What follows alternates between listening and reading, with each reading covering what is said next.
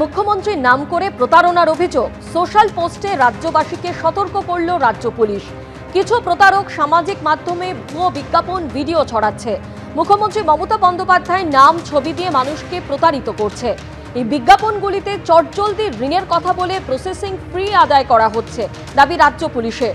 কোনো ফাঁদে পা না দেবার পরামর্শ দিয়েছে রাজ্য পুলিশ।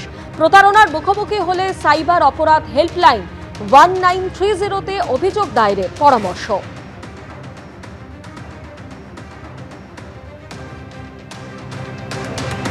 যেমনটা আপনাদের জানাচ্ছিলাম, এবার মুখ্যমন্ত্রীর নাম করে প্রতারণার অভিযোগ, সোশ্যাল পোস্টে রাজ্যবাসীকে সতর্ক করল রাজ্য পুলিশ।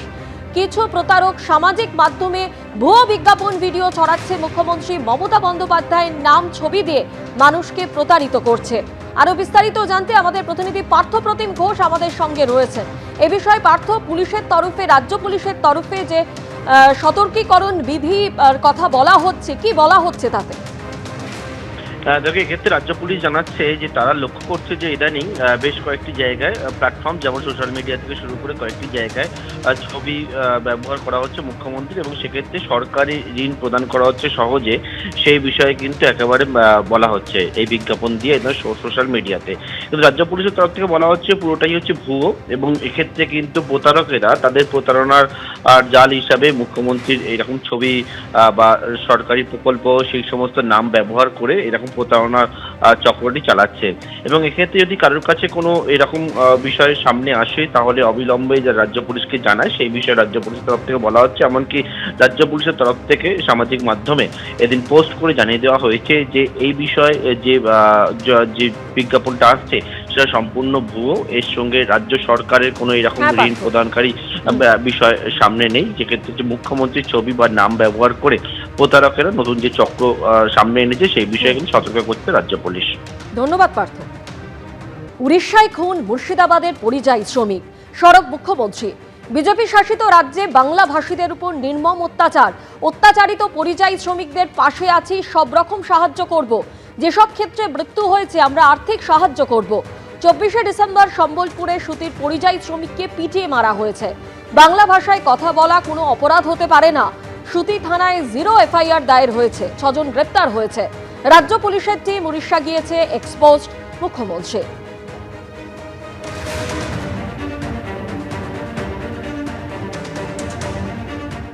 ক্যানিংয়ে মহিলা হোমগার্ডের রহস্য মৃত্যু, কোয়ার্টারে উদ্ধার ঝুলন্ত দেহ।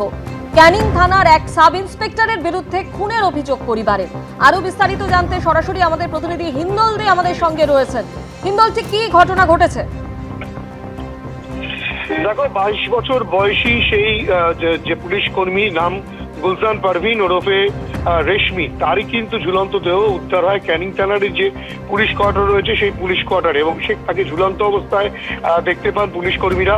এবং যেটা তার পরিবারের তরফ থেকে অভিযোগ করা হচ্ছে যে তাকে বারংবার ফোন করার পরেও তার কোনো সাড়া শব্দ না পাওয়ার পর তার বোন কিন্তু একেবারে ক্যানিং থানার যে কোয়ার্টার রয়েছে সেই কোয়ার্টারে আসেন, এবং তিনি দেখতে পান যে দরজা ভিতর থেকে বন্ধ, এবং দরজা ভেঙে যখন তিনি প্রবেশ করেন তখন দেখতে পান যে অন্যায় ঝুলন্ত অবস্থায় ঝুলছেন সেই রেশমি। এবং স্বাভাবিকভাবেই তৎক্ষণাৎ কিন্তু গোটা বিষয়টি পুলিশের কাছে খবর যায়, পুলিশের ঘটনাস্থলে চলে আসে এবং তার দেহ ময়নাতদন্তের জন্য পাঠানো হয়েছে, তেমনটাই পুলিশ সূত্রে খবর। ময়নাতদন্ত রিপোর্ট হাতে আসার পরে আরো বিষয়টা স্পষ্ট হবে।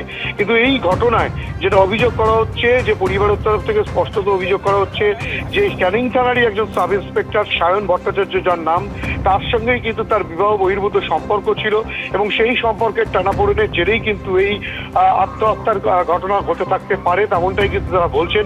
এবং সে কারণে সেই সাব ইন্সপেক্টরের বিরুদ্ধে ইতিমধ্যেই ক্যানিং থানায় লিখিত আকারে অভিযোগ দায়ের করেছেন নিহতের পরিবার, এবং গোটা ঘটনা তদন্ত প্রক্রিয়া চালাচ্ছে ক্যানিং থানার পুলিশ, তেমনটাই পুলিশ সূত্রে খবর। ধন্যবাদ। আর এবার চলে আসছি পরের খবরে। বিহারের রেল দুর্ঘটনা, লাইনচ্যুত সিমেন্ট বোঝাই মালগাড়ি, বেলাইন হয়ে নদীতে সিমেন্ট বোঝাই মালগাড়ির 8টি বগি। জসিডি ঝাঁঝা রুটে জামুইয়ে ঘটে এই দুর্ঘটনা। আরো বিস্তারিত জানাবেন প্রতিনিধি অরিত্রিক ভট্টাচার্য আমাদের সঙ্গে রয়েছেন। অরিত্রিক, কিভাবে ঘটলো এই ঘটনা এবং এর ফলে ওই রুটে ট্রেন চলাচলের উপর কতটা প্রভাব পড়েছে? দেখো, যথেষ্ট প্রভাব পড়েছে। গতকাল রাত 11:25-এর ঘটনা, এবং যেটা জানা যাচ্ছে লাহাবন এবং শিমুলতরা এই দুটি স্টেশনের মাঝেই এই সিমেন্ট বোঝাই মালগাড়িতে লাইনচ্যুত হয়েছে। 8টি বগি ডিরেল্ড হয়েছে এখনো পর্যন্ত রেলের তরফে জানানো হচ্ছে।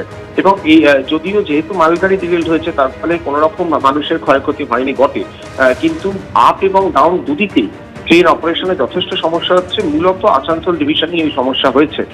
ইতিমধ্যেই কিন্তু রেলের উচ্চপদস্থ আধিকারিক থেকে শুরু করে অনেকেই কিন্তু ওখানে গিয়ে পৌঁছেছেন। যে মালগাড়িতে বেলাইন হয়েছে সেদিকে কাজ ইতিমধ্যেই শুরু হয়ে গিয়েছে এবং সেই কাজটা অনেকটাই এগিয়েছে বলে রেলের তরফে জানানো হচ্ছে।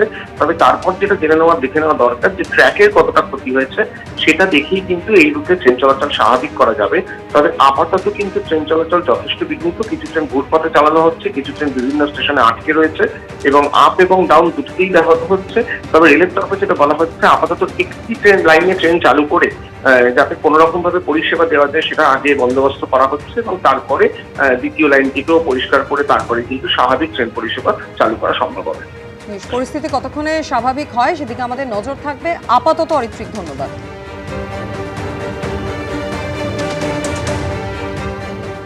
এবিপি আনন্দ, এগিয়ে থাকে, এগিয়ে রাখে।